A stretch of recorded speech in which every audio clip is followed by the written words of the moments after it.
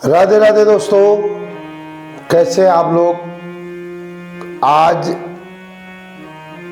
मैं भगवान गुरुदेव के चरणों में प्रणाम करने के तुरंत बाद एक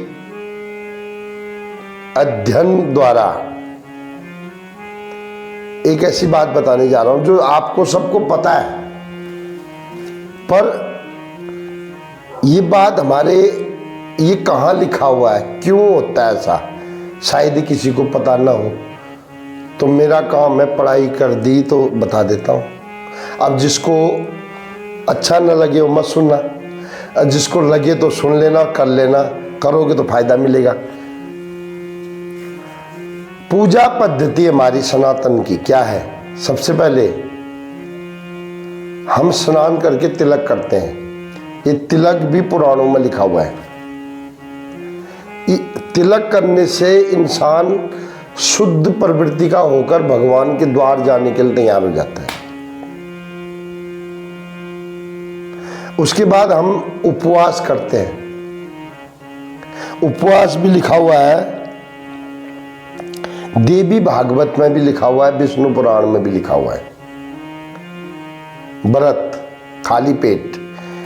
कई लोग बोलते हैं ना, बाकी लोगों को यार कोई मंदिर में खाली पेट खा के जाना चाहिए। नहीं, बिना खा के, खाली पेट। खाली पेट से सभी मनोकामनाएं पूर्ण होती हैं। आप घंटी क्यों बजाते हैं?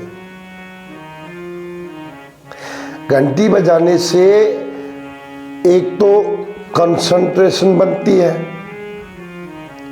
और दूसरा सुन लो, घंटी बजाते ही जो इंसान है वो दोष मुक्त हो जाता है।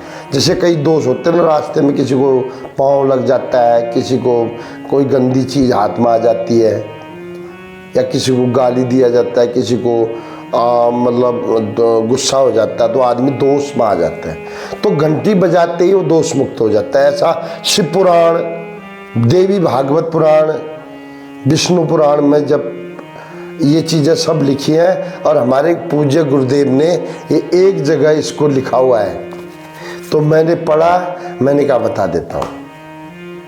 अच्छा, उसके बाद मंदिर में बिना मंत्र के देवी देवता नहीं आते हैं। हरि ही ओम तत्पुरुषाय च विद्महि पार्वती पते च धीमहि तन्नो रुद्र प्रचोदयात्, तो भगवान शिव की उपस्थिति हो जाएगी।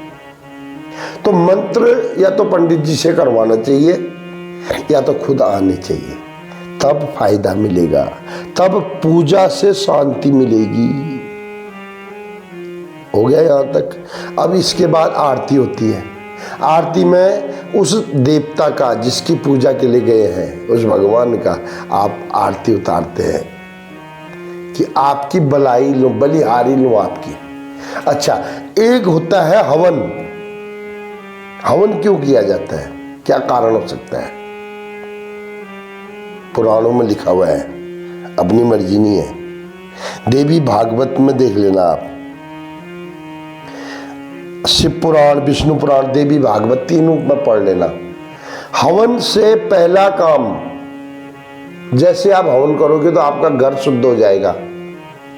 दूसरा, देवी और देवताओं का भोजन, आप मेहमान आ गए ना, उनको भोजन कराए खुश हो जाते हैं। तो हवन से जो धुआं उठता है, जो खुशबू आती है, वो देवताओं का भोजन बनता है। तो आपके घर से देवताओं को भोजन मिल गया तो देवता तो खुश होंगे। अच्छा, एक और कारण है हवन का। हवन से धुआं उठता है, धुआं से बादल बनते हैं, बादल से वर्षा होती है, वर्षा से फिर सिंचाई होके फसल बनती है, फसल से फिर अन्न बनता है, अन्न से फिर हवन, एक चक्र बन जाता है। और उस चक्र के बाद पर्यावरण में संतुलन होता है। बारिश होगी तो वन बनेंगे, जितने ज़्यादा जंगल बनेंगे उतनी ज़्यादा पर्यावरण, उतनी ज़्यादा ऑक्सीजन बनेगी। तो दिस इज द जानकारी, ये मैंने नहीं दी, ये हमारे पुराणों में लिखी है, मैंने पढ़ी भगवान ने मुझे काम दिया, मैंने पढ़ी और आपको बता दी। अब आपको जिसको पता है उसको क्षमा चाहता हूँ, जिसको नहीं पता है वो करेगा तो आपकी सारी मनोकामना पूर्ण होगी और आपको फायदा मिलेगा। राधे राधे तो बोल देना, नहीं तो मत बोलना। दूसरी बात, मेरे चैनल को अगर आपको पसंद आए तो शेयर कर देना, जिसने सब्सक्राइब नहीं किया कर लेना, क्योंकि इतने बड़े पुराण पढ़ता हूँ, कुछ तो बताऊंगा, फायदा होगा। आपको नहीं होगा तो आपके बच्चों को होगा। राधे राधे तो बोलना पड़ेगा।